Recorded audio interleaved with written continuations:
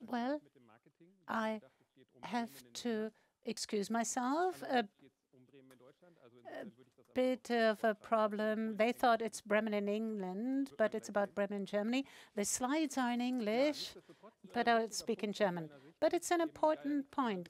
Gaia-X, it's important to get it out of its theory and put it into practice. And to you among the audience, who thinks that Gaia-X is a European hyperscaler? Could you give us a show of hand? None of you. Okay. And who thinks that it should be a hyperscaler? Few.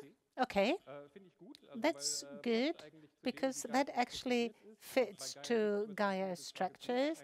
Gaia-X, at the end of the day, will not provide a technology which is a European hyperscaler, but first of all, it's a set of specifications that describe how a digitally sovereign service should look like. So I've got a broker set version, so I can consume my own service, or we as service provider could provide a Gaia-X node, and anybody which is either placed with us or somewhere else could use these services. That's the principle of Gaia-X.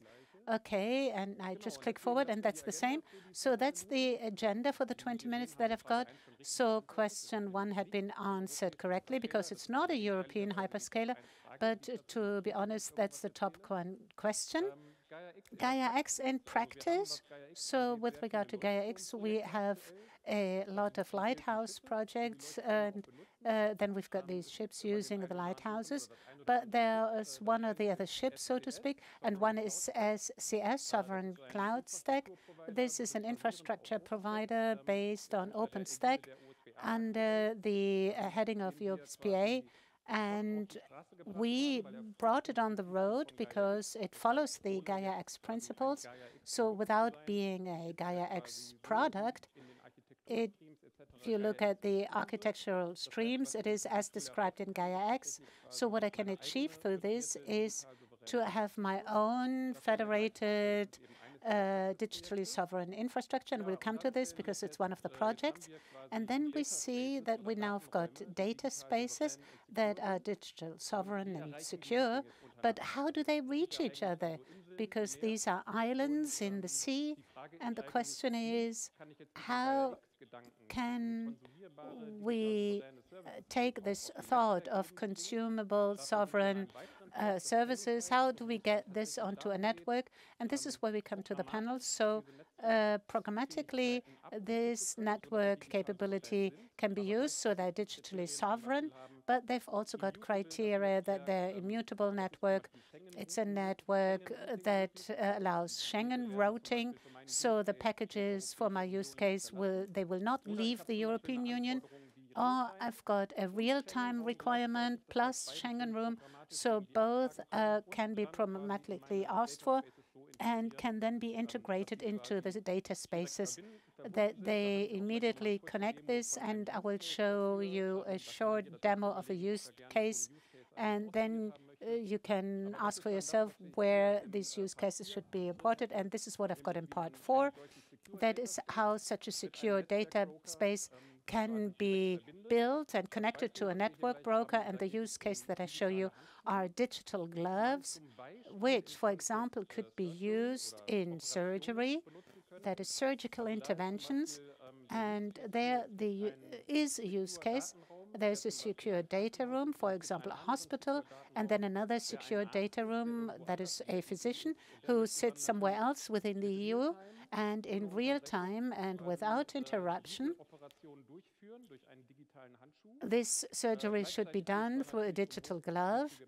And then there are highly sensitive patient data. So another requirement would be that the data should, or the packages should not leave the Schengen space. And everybody has to decide for him or herself whether this is a good mode, how to undergo surgery. But as you can see, that this is an actual use case that we have done with a small demo, but we don't have somebody undergoing surgery, but there's a robot arm which will move the gloves. And if we've got time, then we will come to the questions. But okay, so don't worry, that's a bit of text, but it's mainly what I just told you about Gaia-X. Gaia-X wants to create a digitally sovereign infrastructure. It goes through specifications, so the theory, and each project, and everybody is invited to contribute within Gaia-X, but I can also consume all the different services. So we create a complete digital ecosystem, an ecosystem which focuses on European digital sovereignty. One function that Gaia-X has, once I follow the specification, my own service is created within the specification, and it's got the attestation or certification that Gaia-X has given to the services, and the service that has been created is compatible to this. So within the ecosystem, I can create services within Gaia-X can offer a service. And the objective is to allow access to this to everybody. So the project that we did, SCS, for example, that can be started by anybody. You can also use it and take it and integrate it into your project, as we did. So you have something federated, something that is lock-in free. The data are always freely portable for the end user, and this is what we wanted to implement. And how important this is was something that we saw in the Ukraine crisis, or when Trump switched off Huawei. So what happens once I can't get my data out of there? That's an important question, and this is why in this context, and also what we do in Sovereign Cloud Stack, is always about the theory that you always can migrate your data completely lock-in free, but I can also move my data anytime. Okay, and these are the goals, the key goals that we try to implement. One is federation, which means above the network layer, we want the services to be federable in a secure data room. So I can have the data room in different areas, and it's federated. This is a feature in the so-called Sovereign Cloud Stack, and this allows that the services can be partitioned everywhere above the services. And what happens once I need a safe network or Schengen routing among these different islets is something that I will address in a moment. Then all the open source virtues have to be implemented security by design. It needs to be encrypted. Otherwise, the data will be at the hosters. So all these things are implemented. So Sovereign Cloud Stack also allows me to encrypt my data and to store them in an encrypted fashion. And point 3 is very important. All this is to protect against third-party access. But nowadays, you have to ask yourself very clearly, where can my data travel? For example, if I have anonymous test data, which I would like to move cost favorably, then the level of security might be a bit lower. If these are my own core data, then there is the need for a particularly secure space. And this is something that I can easily consume, and also via the product at the end of the day. And what is missing at the end, this is the network layer. Okay, and this is what I already told you, and just giving you a visual to explain this. So you've got an application layer which can already federate, for example, login data and all other data that I need for my data space are safely or securely transported via the application layer. Then I've got the Sovereign Cloud Stack and the derivatives. So there's the service idea. So there are Kubernetes catalog and other things which allow me to have the application, so the robot arm or the glove at the one end, and at the other hand, the person wearing the glove. And at the same time, I want, as an infrastructure service on-premise, so the way it has been built, it can be rolled out in virtual infrastructure and also dedicated. This is one of the design goals, that independently on whatever the ground is, you can get a good basis. And then you've got the network layer, which for the time being is not yet covered by the sovereign cloud stack, and that project is called Talus, and we do it with Usecase and other industrial partners together. And this is about the quality of service problematics. That is that you can change that within Gaia-X, Schengen routing, then network resilience, failover scenarios, and geo-redundance, real-time requirements for surgical intervention. This is quite important. And when I think about edge devices, then you have to think about LTE and other things. That is how 10,000 edge devices can be brought into such a secure data room. If you look at the use cases for the data rooms, and here is the example of a secure data space. Okay, it's always easy to say this in English, but it's a data room in German. And the idea is that there are many, many data, but nobody can really feel secure enough to open them and to release them.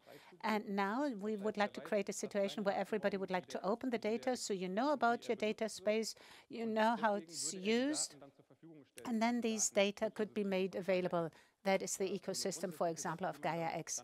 And this is principal level you could then reach if it's a data space for mobility, for example, and another one for patient data and another data space for other data. Then you could combine them because you know that the path in between is secured. The data space itself is secured because of the open source stack that it's running on it. And this has been built in the context of Gaia-X and is working in that context. And this will allow everybody and anybody to make one's own data available. And as you can see, this can then be mixed as you like. And here the dotted line is the space of dust. So you could have an open cloud service provider, whatever its infrastructure is. So directly compatible infrastructure to SCS would be the objective. And then I've got an on-prem data center.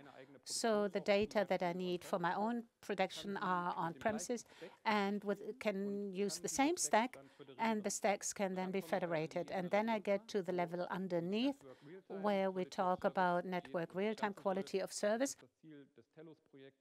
And the objective of the TAM project is it should be consumable via APIs. So I register with a broker which services I will make available through Gaia-X, and I get the appropriate attestation for this.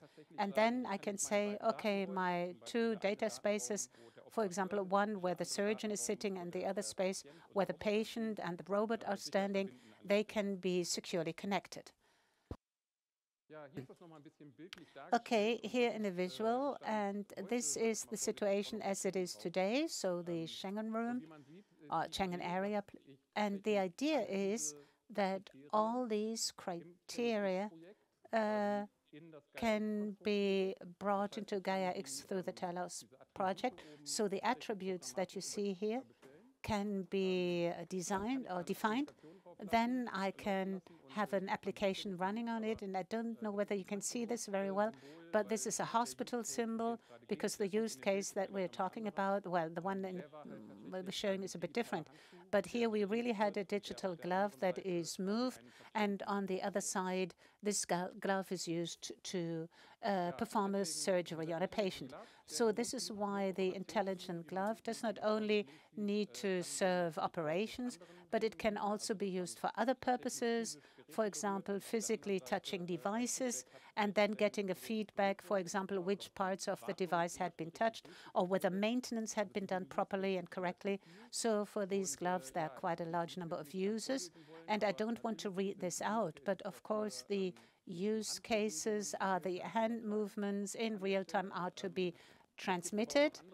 But there are also other use cases within this network which would need a network or network layer, for example, sensor data. And one of the use cases that we treat in the project are machinery data. So for machinery engineers, it's difficult, but also for automotive industry, that is data where there is a high degree of intellectual property. They have problems to make this available in a cloud in order to do something else. For example, in order to do an evaluation of all my sensor data. And then I want to be certain that the data are only be used in the context and in the data space that I defined, and I don't want these data, which are at the same time my intellectual property, to be used somewhere else. So if I knew about the data, these intellectual property, then I could also build a similar machine. And for the time being, because of this fear, this is in a locked-in situation, and this is the most important point. You can already do this now, so you can have a sovereign cloud stack on any kind of infrastructure, post-cloud open or anything else. So you can roll it out, but it follows all the principles that are set in the architecture streaming of Gaia-X. Gaia-X is not something that has been completed, and this is not something that will be quickly supplied. This is something that's constantly in progress, but obviously the current increments are always passed on, and then you can use them for your use cases. And what we are doing are two use cases. One is the sovereign cloud stack as a cloud service provider at a center and offering this in a compatible mode. And in a different project, we create these network layers which follow the same programmatic approach and can then be consumed accordingly. And we also have a website for that, and I can advertise this a bit. And for Schengen routing, I learned in the basics, even if endpoints are secured, you still don't know where the last mile of the cable is passing through, and that is a requirement for the Schengen area. So this is something that I programmatically would like to request for my data. Okay, and thus I've come to the end of my presentation. I don't know whether I've been within my time limit of 20 minutes, but I would like to allow for a question, or I would give the moderator the floor.